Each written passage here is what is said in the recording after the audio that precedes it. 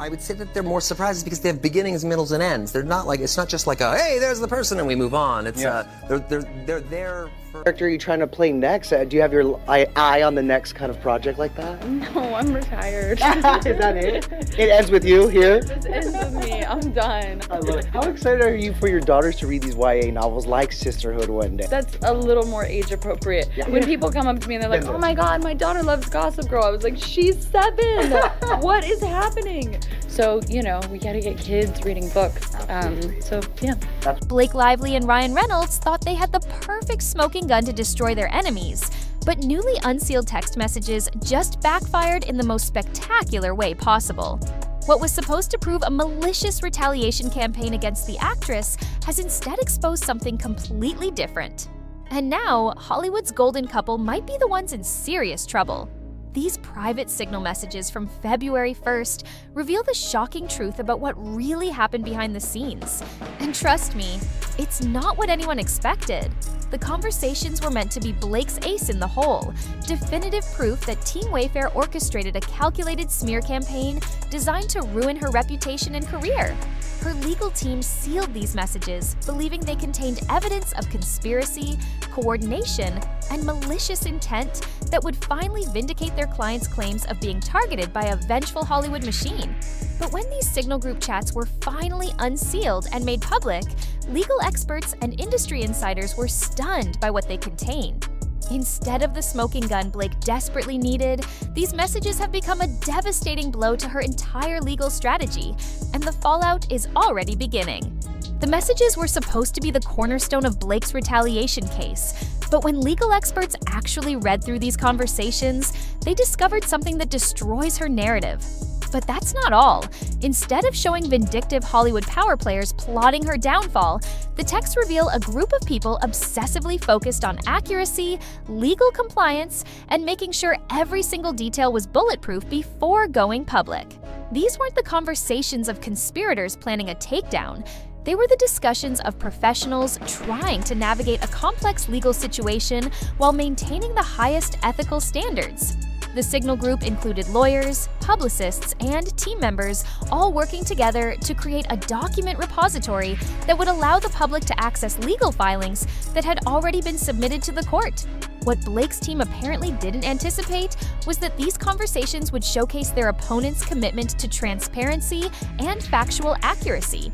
Every exchange in these messages demonstrates a level of caution and legal propriety that directly contradicts the reckless, retaliatory behavior Blake has been alleging. The irony is almost too perfect. In trying to prove her enemies were operating in bad faith, Blake has provided evidence of their good faith efforts. The most damaging revelation comes from watching these people work in real time as they prepared to launch their document website, and the level of care they took is absolutely devastating to Blake's case. It gets even worse when you see Brian Freeman, nicknamed the Terminator, suggesting they call the site itendswithtruth.com, only to have lawyer Jamie Heath shut it down immediately. The reason? It was too close to Blake's movie title, and they refused to do anything that could be seen as theatrical or improper. This exchange alone destroys the retaliation narrative because it shows them actively avoiding anything that could be perceived as targeting Blake personally. Heath's response was swift and decisive. He told the team they already had everything set up on a different domain and couldn't risk any appearance of impropriety. The diplomatic way he handled Freeman's creative suggestion, saying, "I love you, Brian, but we need to stick with what's already established," shows a team operating with legal precision rather than emotional vengeance. These aren't the conversations of people plotting a smear campaign. They're the discussions of professionals who understand that one wrong move could undermine their entire case and jeopardize their client's position. The technical difficulties exposed in these messages tell an even more revealing story about their true intentions, and it completely undermines Blake's claims of malicious behavior. Things take an unexpected turn when you realize they took their own website offline multiple times, because Jamie Heath insisted that if the information wasn't completely accurate, they couldn't let the public see it. He literally said it was better to have no site than a flawed one, and forced his team to fix every blurry image and broken PDF before allowing it back online. This obsession with accuracy is the opposite of what you'd expect from a team trying to spread misinformation or engage in character assassination. The messages show them spending hours troubleshooting technical issues, correcting image problems, and ensuring that every document displayed properly before making anything public. Heath was particularly adamant that nothing could go live unless it was perfect, telling his team that accuracy was more important than speed or public relations impact.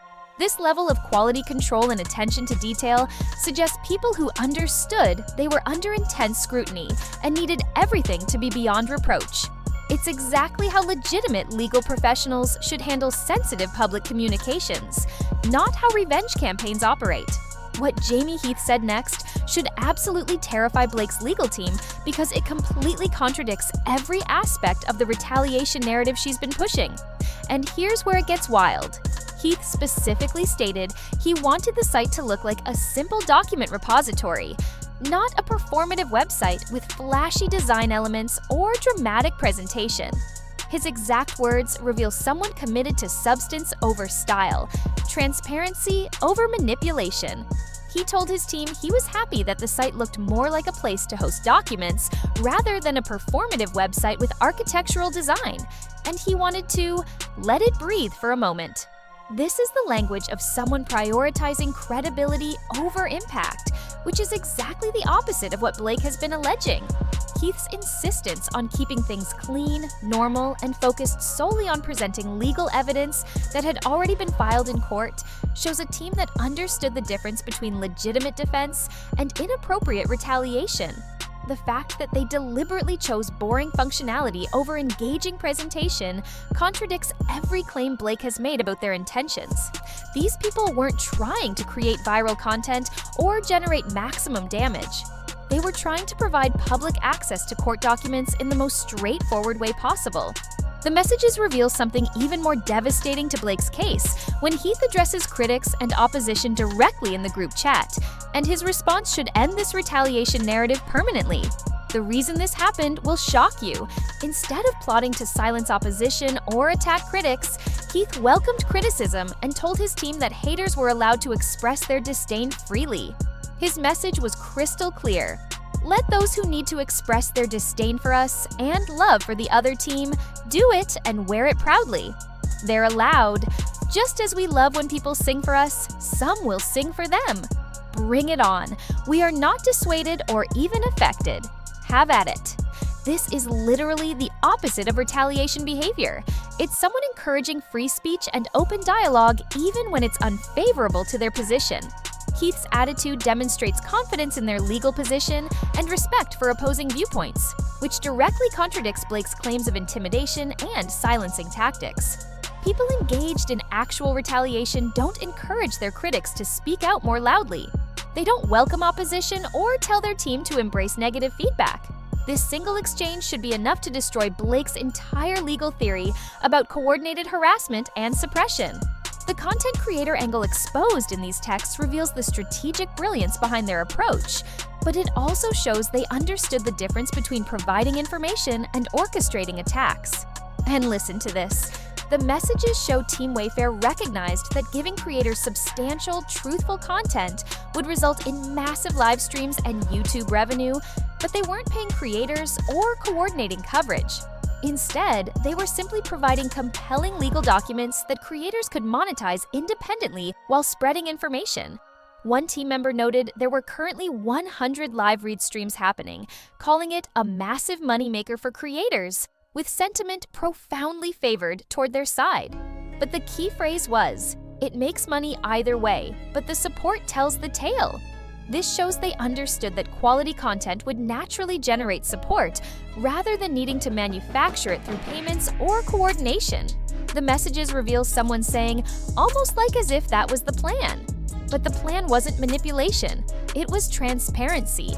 They knew that if people could read the legal documents and form their own opinions based on facts, rather than spin, the truth would speak for itself. This is smart public relations, not retaliation. The most brutal and revealing moment in these messages comes when someone in the group speculates about Blake and Ryan's reaction to watching their carefully crafted narrative crumble in real time. Things get even messier from here because the response shows a level of satisfaction that Blake's team will probably try to spin as evidence of malicious intent. But it actually reveals something much simpler. People who believe they're telling the truth naturally feel vindicated when that truth spreads widely. The message wondering whether Hollywood's golden couple was crying, screaming, yelling, or all of the above, while asking how their vacation is going, shows human satisfaction at being proven right, not coordinated harassment. There's a huge difference between taking pleasure in being vindicated and actively trying to harm someone, and these messages clearly show the former. The comment about freaking out LOL reveals people who believe they're on the right side of a legal dispute and are happy to see public opinion shifting based on information. This kind of satisfaction is normal human behavior when you've been accused of wrongdoing and can finally present evidence of your innocence. It's not evidence of retaliation, it's evidence of relief that the truth is finally coming out. The timeline of these messages creates an even bigger legal problem for Blake's strategy than anyone initially realized, and it might be the fatal flaw that destroys her entire case. What came next surprised everyone. These conversations happened on February 1st, 2025, months after the alleged 2024 smear campaign Blake claims was orchestrated against her. Legal experts are now questioning why evidence from 2025 about document transparency is being used to prove a 2024 retaliation conspiracy that these messages contradict rather than support. The timing makes Blake's legal strategy look increasingly desperate and poorly constructed. If these February 2025 conversations were supposed to prove a 2024 retaliation campaign, they fail completely because they show people responding to Blake's lawsuit, not initiating attacks against her. This is defensive behavior, not offensive coordination. The messages reveal people reacting to legal accusations by providing public access to court documents, which is exactly what defendants should do when facing public allegations. Blake's team appears to have confused cause and effect, presenting evidence of people defending themselves as proof that they were the original aggressors. This timeline issue alone could unravel her entire legal theory and expose fundamental flaws in how her case has been constructed and presented. What these unsealed messages ultimately prove is that Blake Lively may have just handed her opponents the perfect evidence that she's the one engaging in questionable legal tactics, while they've been operating with integrity. The twist? It's even bigger than you think, because while trying to prove retaliation, she's actually documented a textbook example of how legitimate legal defense should operate, with transparency, accuracy, and respect for proper procedures. Every conversation in these signal messages shows people committed to factual accuracy, legal compliance, and appropriate professional behavior. Meanwhile, Blake's decision to seal and then strategically release private conversations might be the real retaliation story here, suggesting she's been using the legal system to control information flow rather than seek justice. The messages show her opponents welcoming criticism, prioritizing accuracy over speed, avoiding theatrical presentations, and providing public access to court documents, all while Blake was trying to keep these same conversations hidden from public view. The irony is devastating. In trying to prove her enemies were operating in bad faith, Blake has provided definitive evidence of their good faith efforts while potentially exposing her own strategic manipulation of the legal process. These messages don't prove retaliation against Blake. They prove Blake might be the one retaliating.